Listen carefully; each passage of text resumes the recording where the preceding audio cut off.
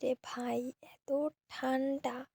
কয়েকদিন আগে একটা ভিডিও দেখলাম, একজন হচ্ছে ওই যে 100 ডুব দিয়ে 500 টাকার বাজিতে মারা গেছে।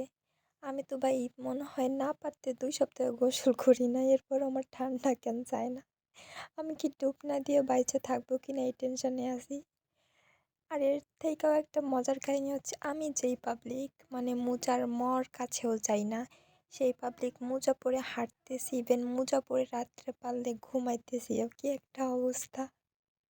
মানে ঠান্ডাতে পুরো এক জইমা গেছি। এখানে মনে হয় 11টার দিকে আমরা বের হয়েছি একটু বাইরে, তাও মানে সূর্য ওঠার তো কোনো নাম নাই তো নাই, এর মধ্যেও কুয়াশা, এমন একটা অবস্থা। আর এই কয়েকদিন আমি তো মনে হয় না কোনো প্রয়োজন ছাড়া কম্বলের নিচ থেকে বের হই। এইদিকে সকালবেলা হচ্ছে আমার ওই যে ছোট ছোট কয়েকটা দেওর আছে, ওরা হচ্ছে ব্যাডমিন্টন খেলতেছিল, তো এখানে ব্যাডমিন্টন খেললাম সকালে, এজন্য একটু বের হয়েছে আজকে। তাছাড়া আমি কম্বলের মধ্যে থেকে বের হইতে একদমই রাজি না, অবস্থা যেরকমই হোক না কেন।